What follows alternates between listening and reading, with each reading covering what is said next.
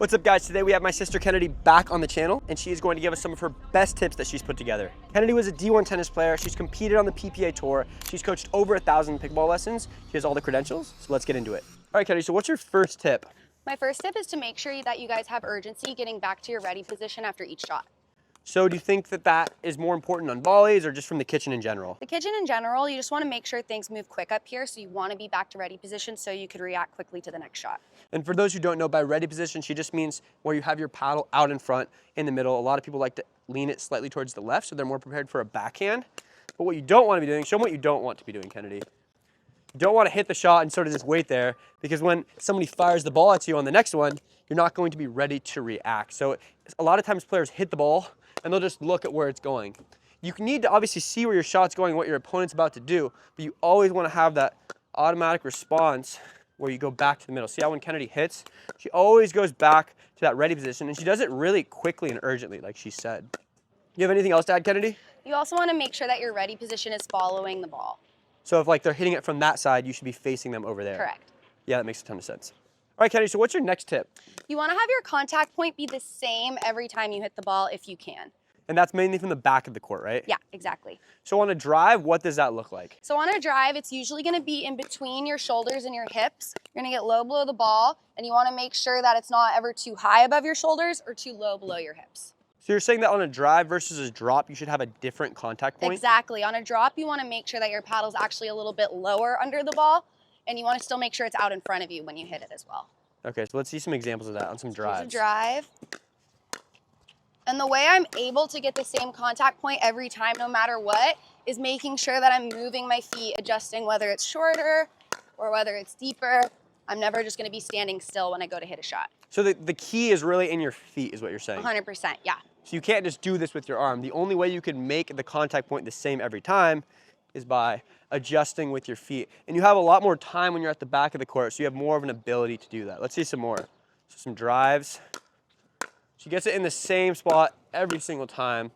She also sets herself up so that she can move forward through the ball. So you don't see her ever falling back. She looks super unbalanced. And I mean, the reason she can do that is because she played D1 tennis and has been doing this her whole life. She has the footwork, you know, ingrained into her brain. But when you're playing and you're learning, you just need to try your hardest to move your feet to get that contact point. Are you hitting it out in front every time? Yes, that's my goal, to be able to hit it slightly to the side of me, out in front. All right, let's see a few more of that on the forehand. Yeah, she makes it look really effortless. But it's okay if you can't get it every time. Your goal is to just try your best to make it happen. So obviously there's gonna be some crazy shots that come at you super hard.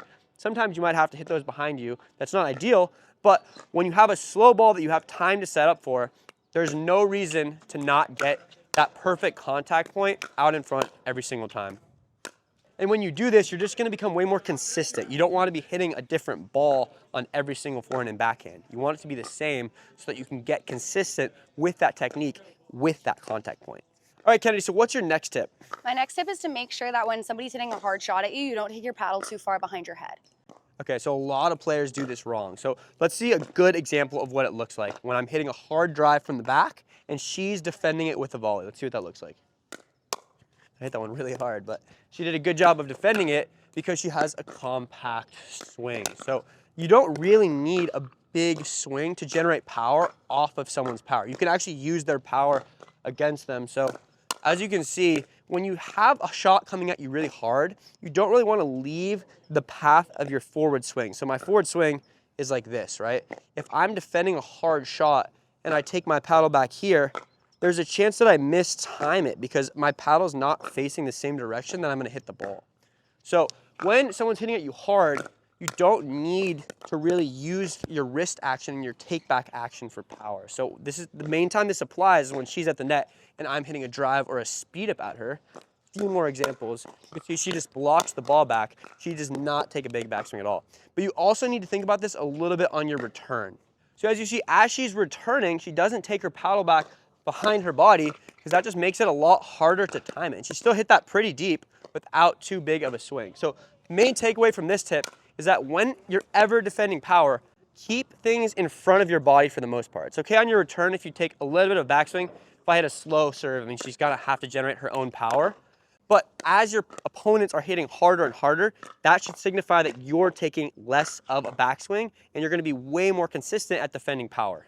All right, Kennedy, so what do you got next for us? So the next tip is to make sure that when you're up at the kitchen line, you're not turning your shoulders when you go to get the ball. So like when you're moving side to side? Yeah. All right, so let's see a good example of that.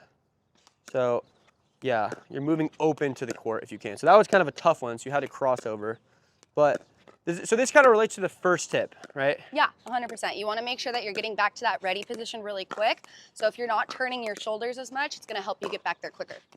Exactly. So when you're moving side to side, your opponents can take advantage of you if you're reaching for a ball like this, right? And then you don't get back quickly. If I hit this shot, she can sort of punish me back behind me, right? So it's really important that when you're at the kitchen, you're on balance. And when you're moving side to side, you're facing your opponent, right? So you're facing the court in front of you because it just puts you in a way better position to engage in a hands battle like we just did there, which is bound to happen, right? You're not going to be dinking forever. So staying square to the court is essential, even when you're in a hands battle, because if you're in a hands battle and you start, getting off balance, so let's say you get off balance in a hands battle, right? I can sort of just go right behind her, right? And she's not ready for it. So it's super important that you try to stay square to the court, but even if you're turning a little bit because you have to reach super far, you get back to that square position immediately, right? Yeah. So how do you see players getting this wrong? I see players do a lot of these crossover steps here, and that's going to get you to turn your shoulders to the side. So if you focus on kind of side ledging here, it's going to help you make sure you're not turning your shoulders as much. So pretty much your first step should be with your outside foot if possible. Yes, 100%. You don't want to be doing this pivoting thing where you're going with your inside foot. So if I'm moving, move me side to side. Let's show this.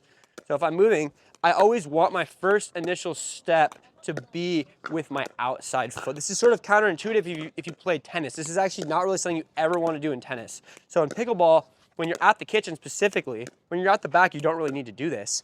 You want that outside foot to be the leading leg with your movement. And even if you have to do a crossover, that should probably be your second step, right?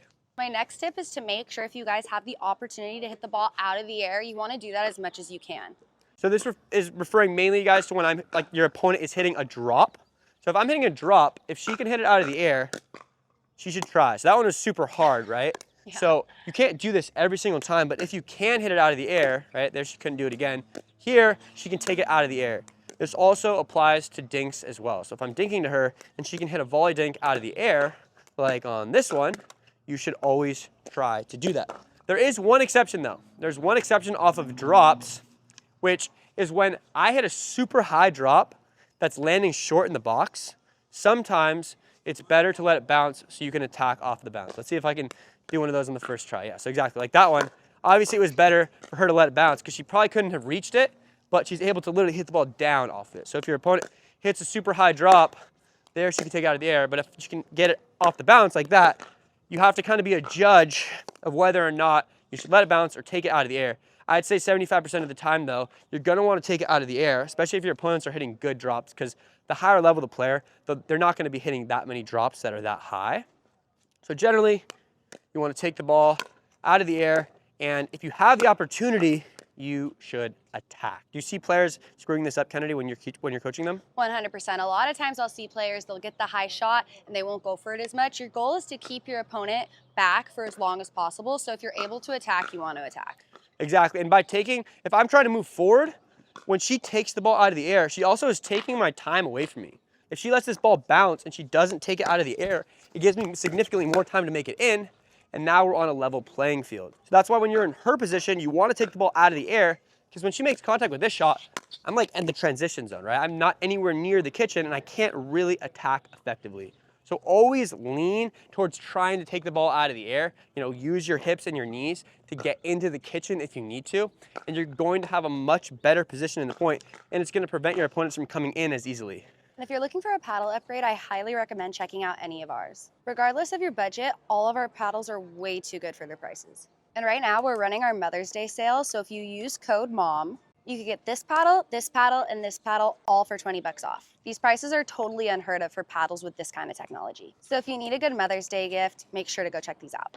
So my next tip is when the ball is low, you should keep it slow. So what I mean by that is a lot of times I'll see players, whether they're dinking, whether they're dropping, they'll get a low ball and they'll hit it up high like that. And what it does is it helps them smack the ball back down at your feet. So if you're not in a good position and you're not able to attack, especially on a lower ball, you want to keep it slow. So when Connor's hitting pretty good dinks here and he's keeping it low below my hips or below my knees even, I want to be patient and I want to wait for an opportunity for him to hit higher at me so I'm able to attack him, just like that. So this also applies when you're back at the baseline, when you're in the transition zone. A lot of times people hit it low and I'll see people be trying to drive the ball, and what that's doing, as you can see, is giving Connor a nice high shot to put away down at my feet. So if somebody's making me really work for a low shot here, I'm gonna stay disciplined and I'm gonna try to hit it slow back to their feet. So to show you an example of what this looks like in an actual point, if Connor hits it higher, I can maybe drive a few, but if it's lower at my feet, I'm gonna be really patient as I'm moving forward, and I'm gonna keep it slow and low. If he ever pops it up though, that's when I'm gonna take my opportunity to smack it down and speed it up. So my next tip is to make sure that when you guys kind of lose sight of what your strategy is, there's a really simple strategy you could focus on and use at any point in your point. You wanna make sure that you could find your opponent's feet. So what I mean by that, if Connor's back, my goal is to keep him back and aim for his feet. Shot. If Connor starts to transition forward and move up, again, my goal, if I can reach it out of the air and attack and hit at his feet, that is my goal. If Connor moves up all the way, I don't want to keep attacking and hitting it hard. I might want to just focus on hitting my dinks, keeping it towards his feet until he kind of hits it up high to me. And then again, I could aim for his feet or attack him a little bit more. So regardless of where your opponents are, when all else is failing, go back to the simple strategy of aiming for their feet and playing consistent like that, not going for anything crazy. And usually that's the best way to play smart and give yourself the most opportunities possible. So against good players, they're still gonna make you work for it.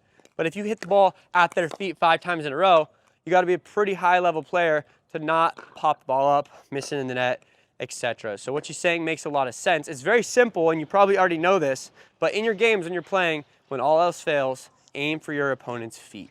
So my next tip is when you're trying to get spin on the ball, you want to slightly angle your paddle the direction of where you're trying to get spin. So on top spin, you want to make sure that you have your paddle slightly angled down. That way you could brush above the ball, just like that. And for slice, you want to do the opposite. You want to angle your paddle slightly up. That way you're able to carve under the ball. And is the way that you do that with your grip or with your wrist? Yeah, it's honestly with a little bit of both. When you go to hit topspin, you want to have a little bit more of an Eastern grip. That way you're able to brush above the ball. With the slice, you want to hold more of your continental grip. That way you're able to carve under the ball. And you'll want to slightly adjust with your wrist in order to get the right angle. Okay, so let's see a few off the bounce. Let's start off with topspin, see what that looks like. Nice. Now let's see a slice. So as you can see on her slice, she's visibly more open when she's hitting the shot. On the topspin, she's pretty much perpendicular with the ground when she's hitting it. It may even be a little bit angled downward, but just know if you're hitting a topspin and it's looking like this, the ball's going straight up in the air. So you have to kind of have that closed off face, which comes from the grip and the angle of your wrist. For my last tip, you want to make sure that you're actually watching the ball make contact with your paddle. I know this is a super basic tip, but a lot of my advanced players even, sometimes they'll be hitting and missing. And they're like, Kennedy, why am I missing this shot? It's because they're taking their eye off the paddle a little bit too soon to see where they're going to hit the shot. If you just keep your head down, even for a split second after you hit the shot, you're going to be way more accurate. So you want to make sure, if you notice here, I'm looking to see where I'm gonna hit it. I might not have a good contact point. It might shank sideways. As long as you're watching the ball make contact for like a half a second after, you're gonna have a lot more accuracy on each shot. All right, guys, if you like this video, please make sure to thumbs it up and subscribe. Also, let me know if I'm a better coach than my brother in the comments. And if you guys wanna watch another video, click on one of these.